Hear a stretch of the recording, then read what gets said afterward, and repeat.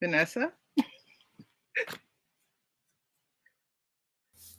I'm not able to find where the slide is. Oh, okay. Well then,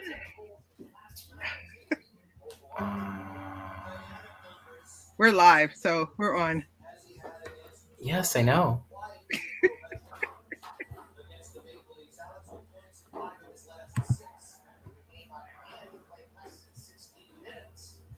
She didn't email it to you?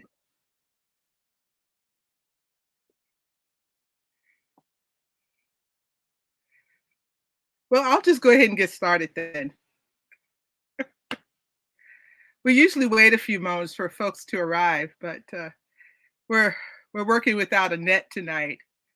Apparently, the slide that normally is put up, uh, hola Jill, is not available, so you get to see me for your full moon. And I'm so sorry I missed the dark moon last time. I basically woke up in time for the start of the broadcast, so it was on me. Oh, geez, but that's fun and games. And here I am again, though, for Angela while she's on a much needed vacation. So tonight, I'm going to do the full moon meditation.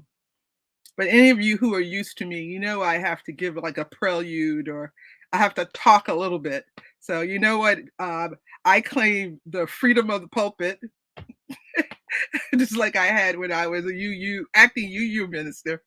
And so I'm going to first just share a short piece just to put the meditation in context.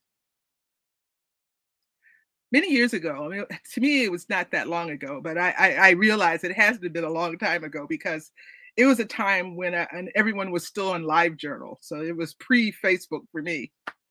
And I had posted what I hoped to have been a provocative question that would get some really juicy dialogue. And everyone basically responded with a head scratcher.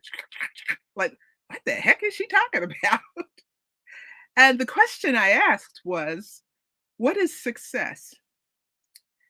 And it was important for me at the time because I was trying to grasp at something. I was working on something. And one of the things came up was our societal expectations about success. And I was trying to answer a question to myself: are there other ways of defining success rather than, buying a house, having, 2.7 kids, a family car, a family room, a family vacation, having life insurance, having health insurance if your job provided it, um, working for, any number of years where you get a pension and maybe a gold watch. That was one of the jokes in the old days. Um, maybe if taught, maybe somebody would give you an acknowledgement at some point for, yes, I was nobody till so and so inspired me, and now I am the poet laureate, kind of thing. Or maybe success in a field like I was wanting to do is the Nobel Prize, in physics or in literature. Or maybe success is for the actors around us, the Oscars, or the music, the Grammys, or Broadway actors, the Tonys. But whatever it was something that was a measure of success that was very much accumulated. And what I was looking at was all this stuff I was reading about success being determined by what you gave away or what you gave to the world, not what you took from the world, but what you gave to the world. And I was thinking about, the wealthiest person in many indigenous traditions was the one who gave the most away. And I thought about how often we don't always celebrate those who give us so much. But when we do, we usually talk about their, their not their selflessness, but more their concern for others that reached the level that they were willing to step up and do what was necessary. And I think of all those activists who stood up, against various, facades of, and I don't mean facade as in fake, but maybe I should say facets of the oppressive system that we all face. And I remember working with, different Black Power activists and Black nationalist activists, and later labor activists and feminist activists, and previously with anti-war and with the anti-corporate globalization, fighting around things such as climate change, clinic defense, um, the right for women to choose what happens to and in their bodies. I mean, all of these rights. Oh, and the queer movements, so the LGBTQIT movements, and I'm sure I've forgotten something. But the whole idea that all these people giving of their time, talent, and energy, and not to mention a good bit of their money, toward the betterment of people they didn't even know. And I think of that as a measure of success. But I was trying to get people to talk about that. That wouldn't it be just as important to see how you had affected people, how many people you had affected in a way that was generative, that helps people to live longer, thrive in their lives, to be able to enjoy their times with their family and their communities and their, um, the larger municipality. How often do we really raise up those everyday people who step out on a regular basis and does what is necessary to protect us all? And I'm not talking about law enforcement or medical care. I'm talking about people who ask for and demand changes in the system to make it, just a little bit more humane, a little bit more um, generative. And by generative, and I think I've defined it before, what one usually means when you say generative is you talk about what things bring to mind nature. So generative is the same as saying aligned with nature. And so, because, life and death are part of the natural processes. So it's not just, life giving, but also appreciating all the stages of life and what is necessary at each of those stages. And understanding that just as we are born into this world, we will die in this world. But there is something about the humanity that we have, that we can be there when someone is passing over. We don't have to discard them or hide them. And so there's something about defining success, but defining it in a way that is different from accumulation. And so when I tried to start that discussion, I was a bit before my time, I suspect.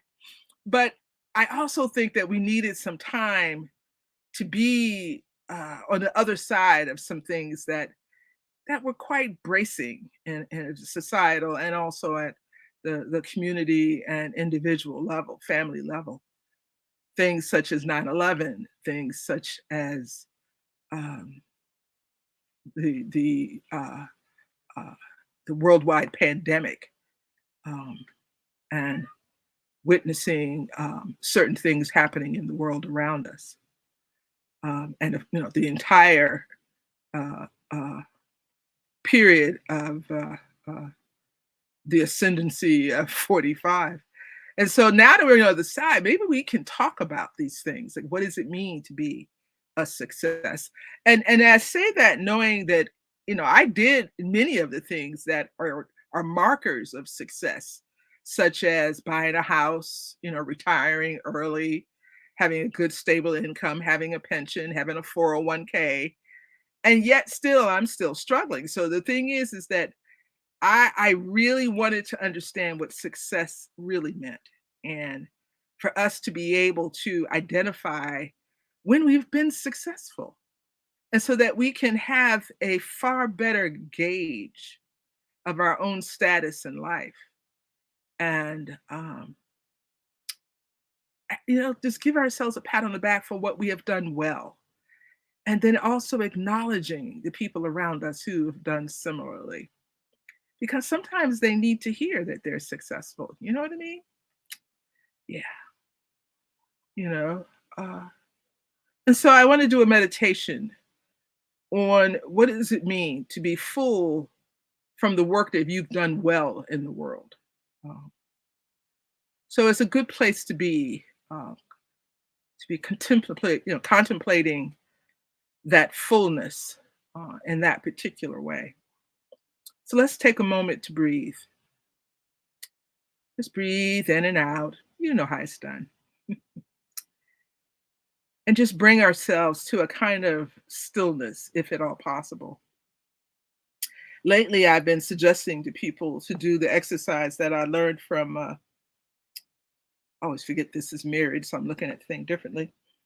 The lesson I got from yoga many years ago about looking down at your lap and then feeling whatever it is in your chest. I think it's one of your rib cage or whatever, pulls in a little, and keep it there and just raise your head back up and now breathe fully.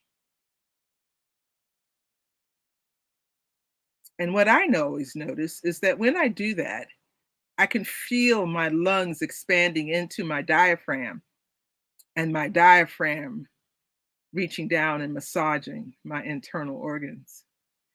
It's a very comforting thing. And whenever you feel like a little anxious, I suggest you try this. The sense that you can comfort yourself, that you can soothe yourself, you can bring such gentle compassion in the aid of your own well being. That is so wonderful. And so now, as we breathe, massaging our internal organs or not, just relax into that knowing place of unknowing, a place that is both full and quite empty. If you understand that dilemma, that paradox,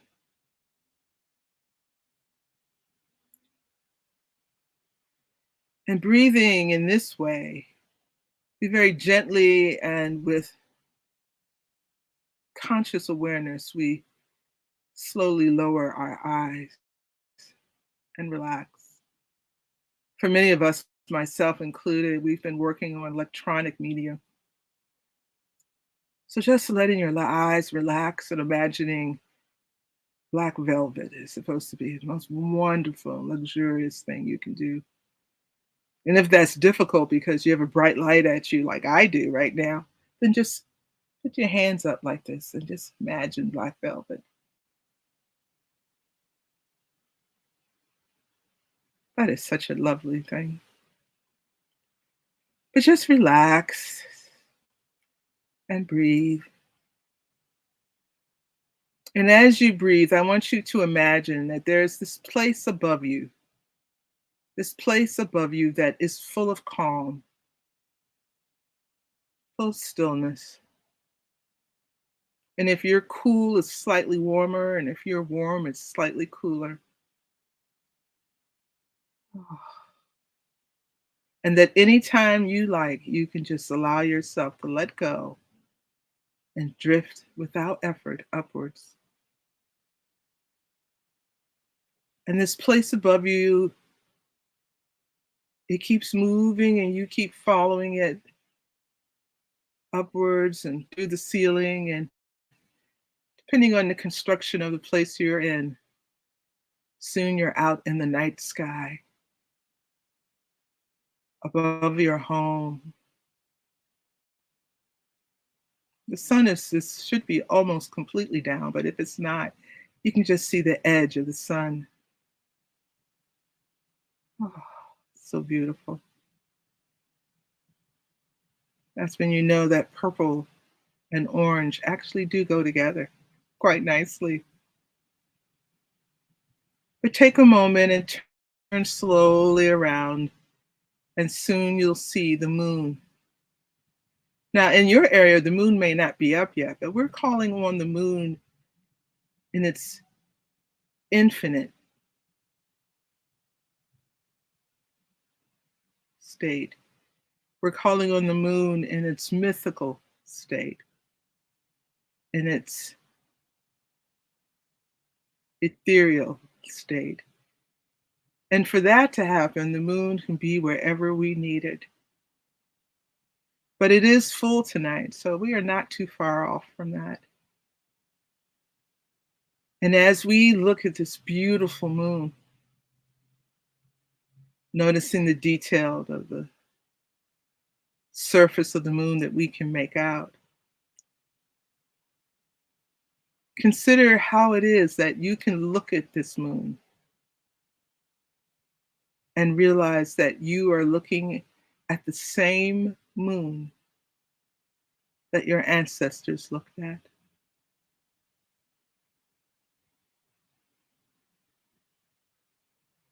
Can you imagine, say, 400 years ago, one of your ancestors looking up at the moon, and you're looking up at the same moon? And think about and consider how you feel about your life and how your ancestor must have felt about theirs, looking up at the moon.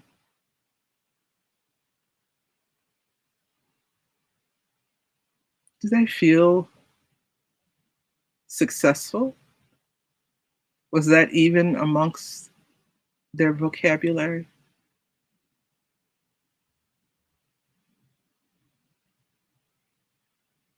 Or was it a sense more of the work is done for today? I've done what I set out to do. Yes, they have plans and they move toward those plans very deliberately, but they don't judge themselves so harshly as we judge ourselves. Maybe they're thinking about, okay, and next we need to do this and this.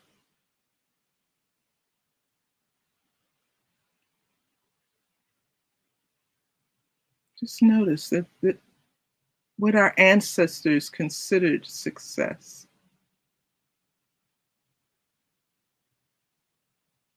are the same things that we routinely do.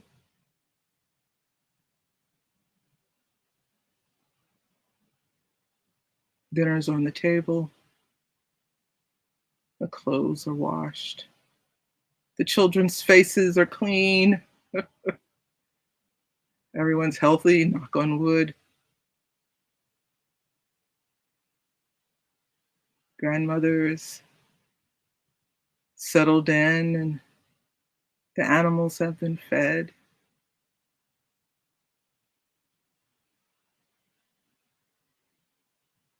Consider how much farther away we seem to be when we're looking for a metric of our own success.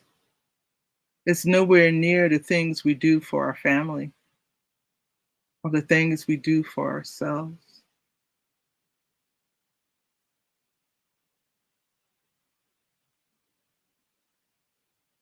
They're filled with other directives and other priorities.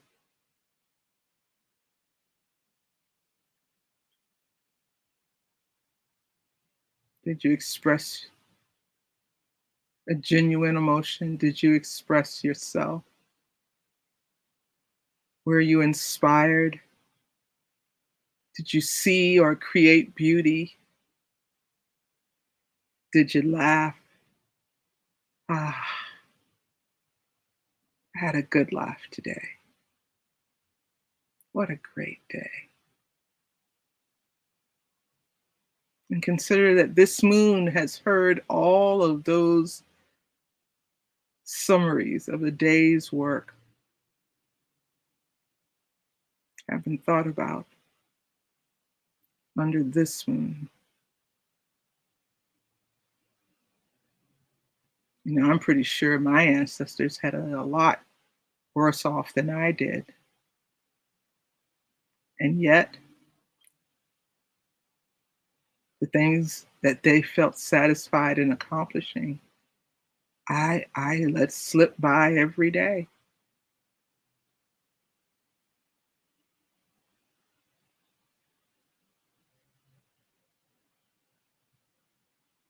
I'm awake, thank the gods. Do you say that? I'm pretty sure my ancestors did.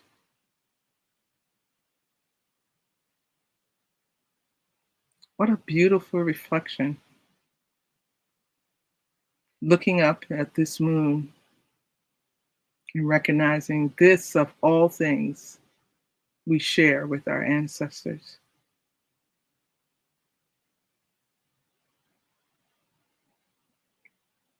How can we learn from them about the keeping the expectations right sized, keeping the measure of success, the acknowledgement of jobs well done,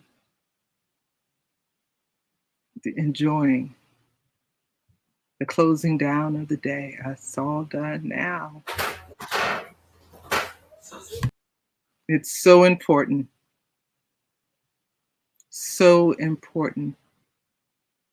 to have level set expectations.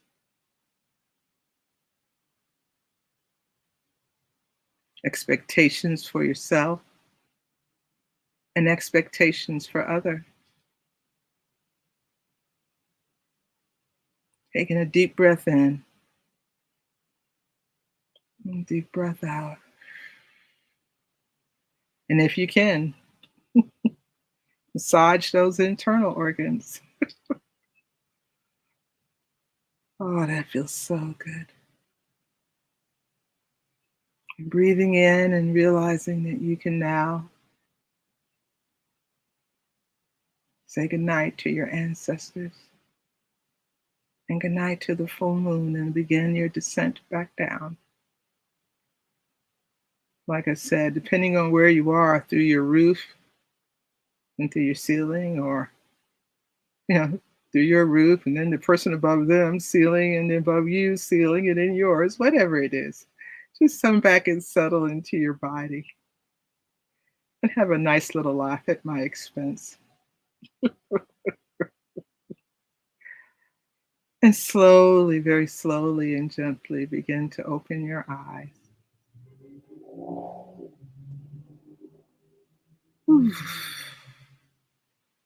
Doesn't that feel good? Look what you've already done today. You've done something for you. Rub your arms, pat your legs. Say your name out loud 3 times. Katrina, Katrina, Katrina.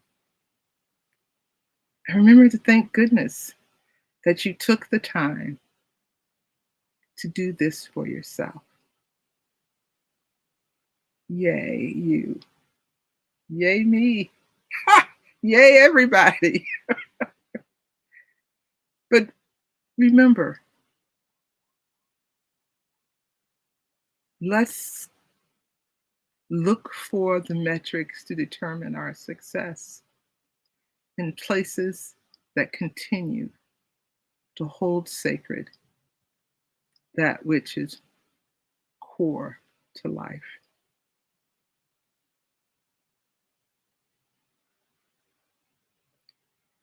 And I'm open for questions or insights, anything you would like to share. I can read it, uh, a little bit of it, Vanessa.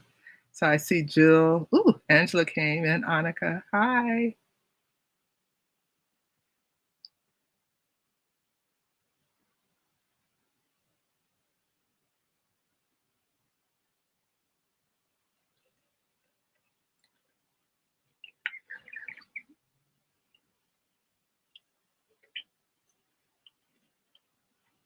Hi, Skylar.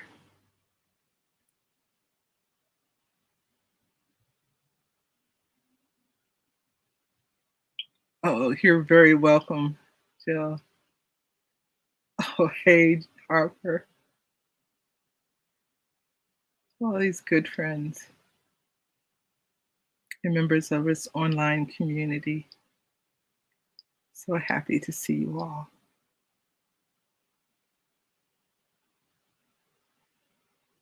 Well, I'm going to wrap this up. And I thank you all for joining me. Remember to take care of yourself. Try that little trick to massage your internal organs and know that you are loved. The ancestors and the gods love you, and so do I. Go figure. Thank you. I'm done, Vanessa. Oh, and thank Vanessa. All right.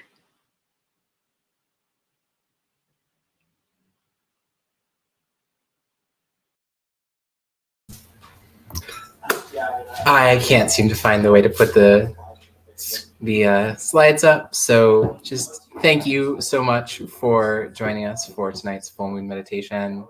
It's always so wonderful to hear Katrina talk. And I hope you have a good rest of your evening.